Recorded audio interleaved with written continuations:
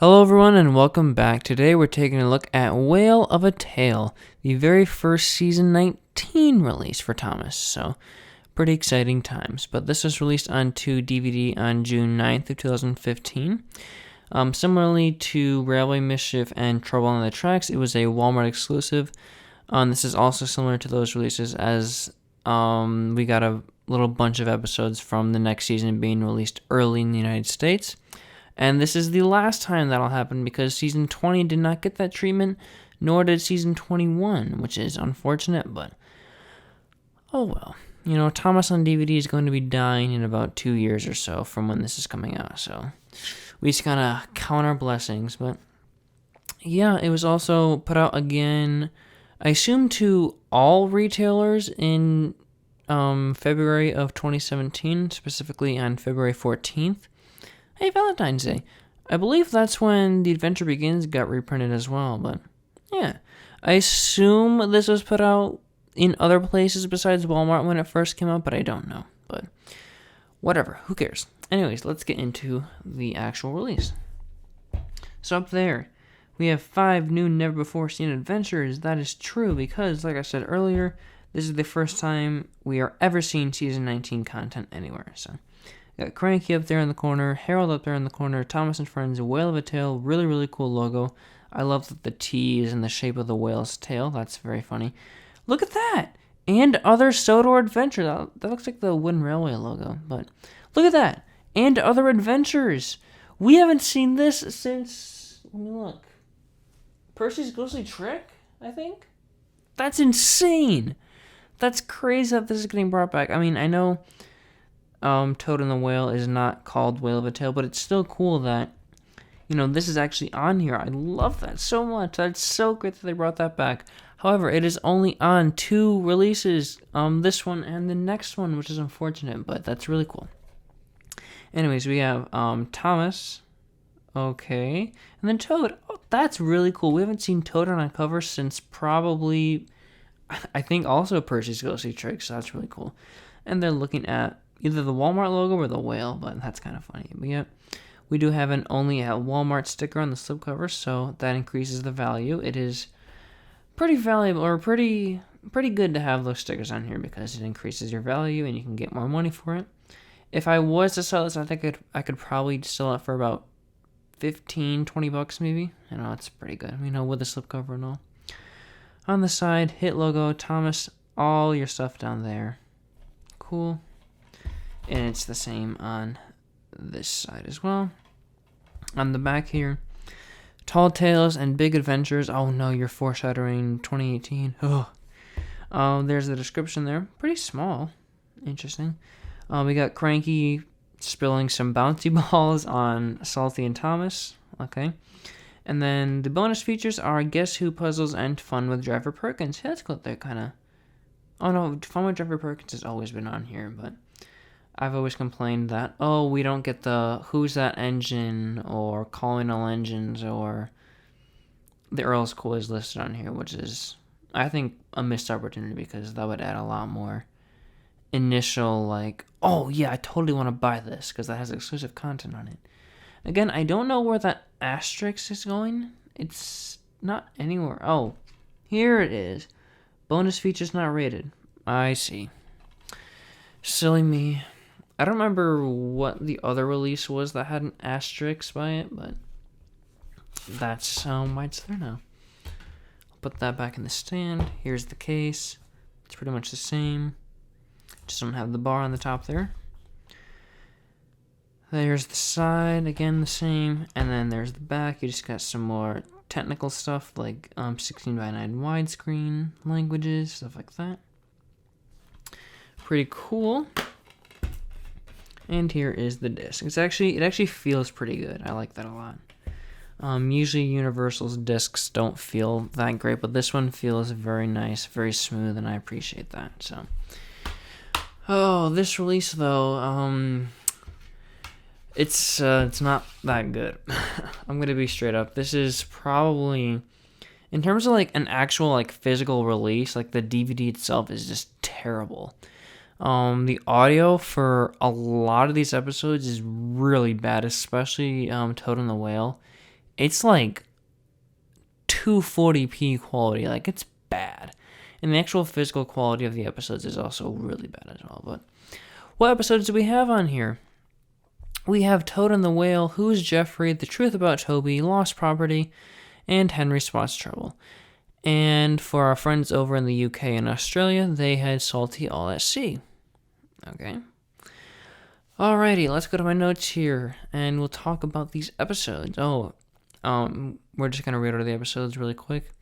If you wanted to put these in order, then we just have to put Toad and the Whale underneath the rest, because the official order would go Who's Jeffrey, Truth About Toby, Lost Property, and Henry Spots Trouble, I believe. Yep. Cool. Anyways. Toad and the Whale. Let me go to my notes here, excuse me. I mentioned the audio. Another minor thing that I wanted to mention, not relating to the episodes, but there's a Minions trailer on here, which is kind of funny. We don't really get trailers from like big like studio movies on Thomas DVDs, but it makes sense because Universal does distribute the DVDs, but I just find that kind of funny. But anyways, I'm going to briefly mention some changes that have come with Season 19. Most notably, the animation and the lighting is so much better. It's almost hyper-realistic. Well, not hyper-realistic, but it looks really, really good, and it stays consistent for the next, 2 seasons or so. Some of the sets are also majorly improved. For example, I mentioned in Signals Cross that Nafford Station was a bit improved, but it's even more improved now. It got redesigned for The Adventure Begins, and it's got this huge yard now, and the junction is even bigger. The scrapyard also has a lot more greenery and just feels a lot better, etc., stuff like that. It just makes watching these episodes a lot more visually appealing.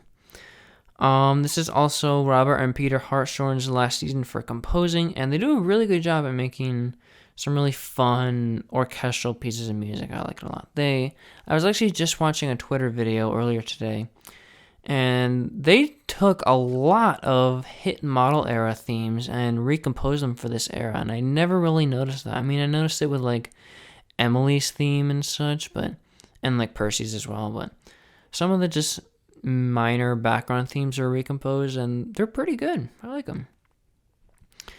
You can really tell that they're having a lot more fun while working on Thomas. When you go back and look at their earlier work, in the model era and then season 13 through 16, you can definitely tell they weren't as into it there as they are now. There were some good themes here and there, but starting with Blue Mountain Mystery and King of the Railway, they really gave their all, and they really went out on a high note with Lost Treasure, which had, if you don't know, a full orchestral score, and that's really, really cool. We also have some new voice actors. So in the US, Joseph May is now voicing Thomas, Christopher Raglan is voicing Percy, and Rob Rackstraw is voicing James. I love the new voice for James, but I'm a bit iffy when it comes to Percy and Thomas. I know in the current series they're portrayed more as younger characters, but they almost sound like children at this point, and I'm not really a fan of that. I'll turn my phone's at 20%. Oh well. Yeah, I much prefer their new voices in the UK. I really enjoy John Hassler's voice for Thomas. Nigel Pilkington, I believe he does the UK Percy voice, and he does a very good job as well. Well, kind of. Well, I haven't listened to a UK narration in a while, but yeah, I just prefer the UK dub for a lot of these voices, especially Henry and Toby and Edward's voices. Ooh, they're much better there. The voice acting overall is just a lot better this season. Everyone's fully adapted to their roles and this new style, they fully adapted to their new roles and this new style, and they're clearly having a ton of fun with their voices. I just mentioned them earlier, but take the US Henry voice, for example.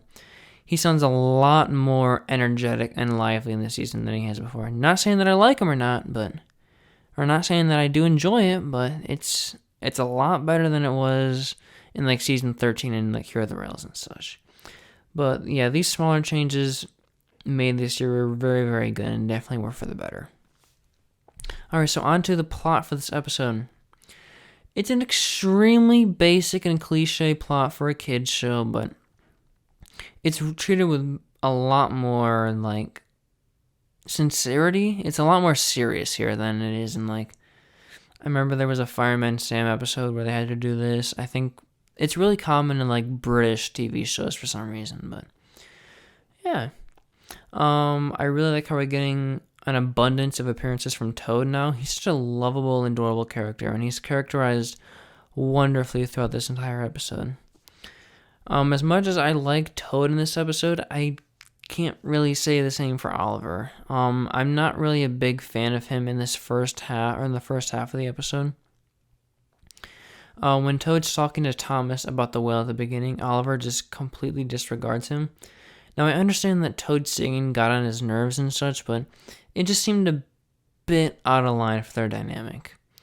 Little minor thing, but I love how Duck delivered the line, "That's not a very good joke." Would make for a great meme template. Going back to talking about season 19 briefly, but production on the season began in like 2013, 2014. The same year Mattel had full control over Thomas, and they had been involved with the post-production with King of the Railway season 17 and Tale of the Brave season 18. But you can really tell with this season that they were a lot more involved. And with that came the quote-unquote shoehorning of Thomas. This isn't a new thing that people have noticed in the past year or so, but it still really bugs me.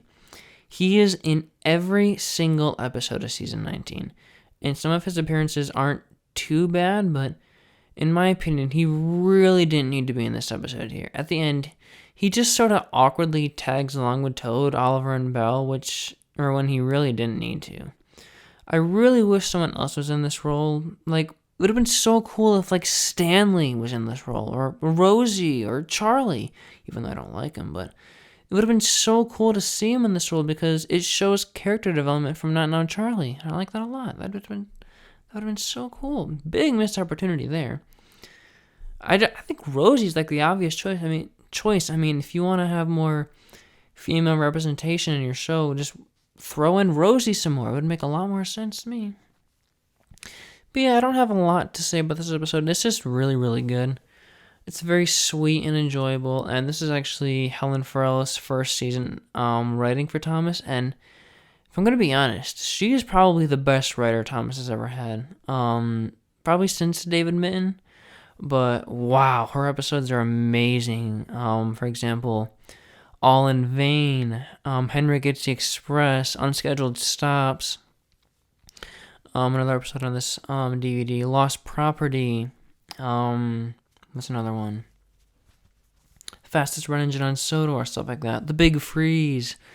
Really, really great episodes here. This one in particular feels very like Wilbur Audrey, or like season 5, especially with that ending. It just feels very satisfactory, and I like that a lot. Oh, I'm just noticing this now. Oh, that's Thomas's smoke. I thought, if you can see right here, there's I thought this was a cloud in front of cranking. I thought they just messed up when it came to designing, but that's just the steam coming from Thomas's funnel. But yeah, probably one of the best episodes from the season. I'm going to give it an 8.5 out of 10. I'll briefly mention the other bonus features. So we have Who's That Engine, Toby, and Sir Topham Hatt recalls the events of Signals Crossed. We have the Earl's Quiz. He talks about Percy's new friends and Slippy Sodor. Those are terrible episodes. We have Mr. Perkins' story time where he reads Toby's Tightrope. That is an awesome segment. I love the Railway series story, Toby's Tightrope. It's so cool. I love the visuals in that. And then he also sends a postcard of the quarries on Sodor. So, yeah. What's next? Who's Jeffrey? Kind of just an okay start for the season. I don't really think Thomas was the right choice to lead it. Maybe they could have introduced a new character and used them in this role, but using Thomas just makes him feel even more childish and stupid than he has been in the past couple of years. The plot, like Toad and the Whale, is very cliche for a kid's show. You're going to notice that a lot this season. Though it is a nice message, and I think everybody can apply it to their life. One thing that really annoys me is that Thomas went all the way from Knapford Station to Henry's Tunnel, all while going backwards. What? I know the CGI series is dumb and silly, but you're telling me Thomas went backwards from one side of the island to the other and didn't hit anyone? He almost hit Birdie, but we didn't see him hit anybody else. I don't know, this episode does have some fun moments, but the plot and the choice to use Thomas as the lead really sours my liking towards it. I'm going to give it a 3 out of 10. It's not the best. It's honestly kind of bad. Truth about Toby. This is one of the weirdest episodes of the entire show. The concept is somewhat interesting, but why didn't anybody just go up to Toby or Reg and ask them why Toby's there? I mean, I guess that's part of the moral, but I don't know. This story could have been over in like 2 minutes if Thomas had just stopped to talk to Toby. The only thing that I don't find as infuriating is the pairing up of characters. I mentioned this in Signals Crossed, but I really like the Toby and Henrietta dynamic, and pairing Toby with Reg was an interesting choice. And it gave us some more insight into Reg's character. I also really like the scene of the engines gossiping to each other. The scene transitions are very creative. The direction gets really good in these next few seasons. Yeah, I don't have as much to say about this episode as I thought. It's just very okay. I'm going to give it a 5. It's literally straight in the middle. It's an interesting concept, but I don't think it was executed very well. Speaking of going well... That didn't make any sense, but Lost Property. This is a really, really great episode. It's a very simple plot, like the other ones, but it's able to be properly stretched out, and it feels very natural to be an 8-minute story, and I appreciate that. Thomas is honestly, this is my ideal Thomas for the CGI series. He's a lot more mature, and he just acts a lot more adult than he did in Who's Jeffrey, which is a lovely change. I'm not a fan of Sir Topham Hatt hitting himself with the paddle ball, but the rest of the humor in this episode is actually quite funny. I really like subtle humor, and Gordon's 2 lines that aren't like crazy hilarious are, "You don't really have to call me sir," and "Sorry, sirs." I just love those little bits of funny comedy. The bits with the kids are also quite silly. I also really enjoy the continuity between this and Thomas and the Emergency Cable, where the kid pulls the cable and Thomas has to stop, even though Annie and Clarabelle don't get a flat wheel. So, yeah, really nice continuity there. There's a really, really, really cool shot where the camera is placed like on the sleepers as Thomas goes over it. That was such a cool shot, and it just shows how much the team is properly utilizing the CGI format without being too different from the model series. This is the perfect amount of change. Yeah, another absolute banger. My only gripes are that some of the slapstick bits don't hit that hard. Otherwise, another 8 out of 10, or 8.5 out of 10. Great story. And we've come to the one episode that everybody universally hates. Henry spots trouble.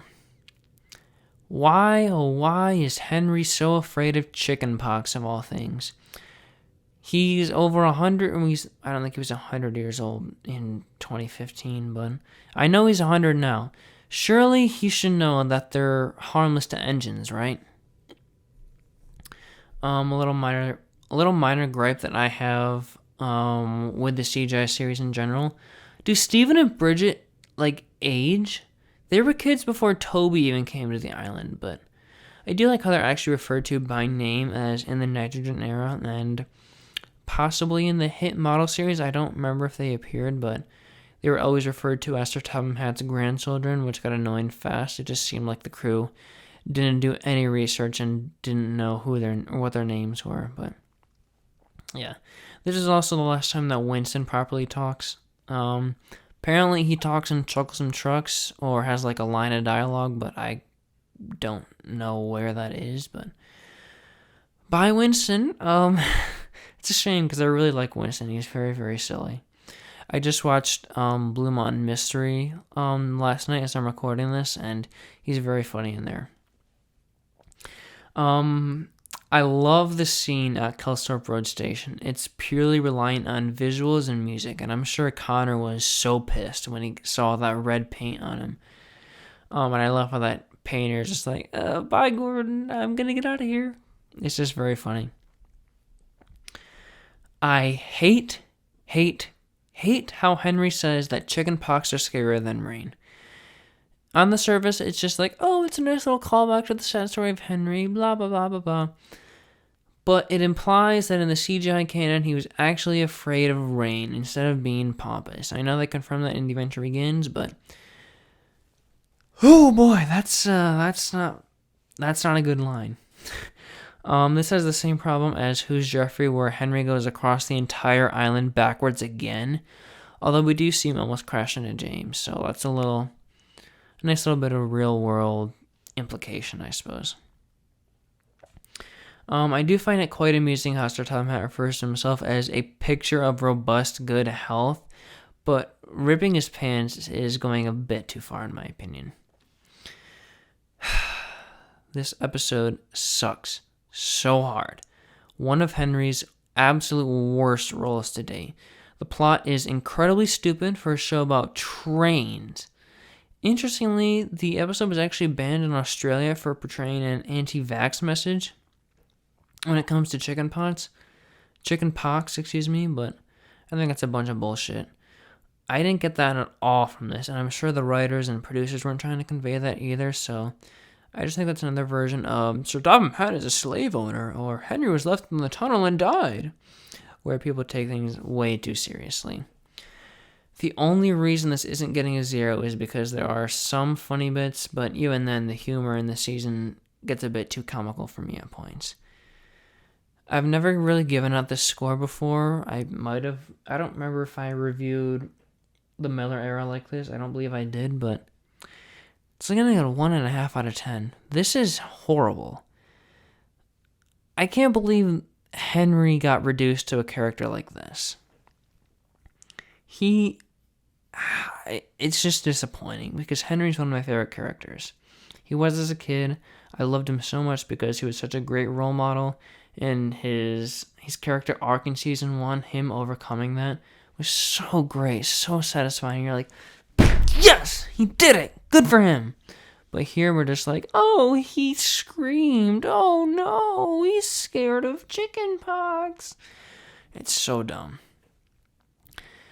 Yeah, alrighty. So that's all for this episode here. This DVD, from like a production standpoint and like manufacturing of a DVD, it's terrible. The quality is terrible. The audio was bad for over half of the episodes. The quality of the episodes is also terrible. Like the visuals look just terrible. It looks like it's rendered in like 240p. It looks garbage. It's horrible, and it really happened with this era. Yeah, that's all I really have to say about this episode or about this release. Again, I don't know if I said this, but it's not the worst release in the world. But after watching it for this episode, I don't think I'm going to ever watch it again. I got an email. Shh. But anyways, that's all from me. Thank you guys so much for watching.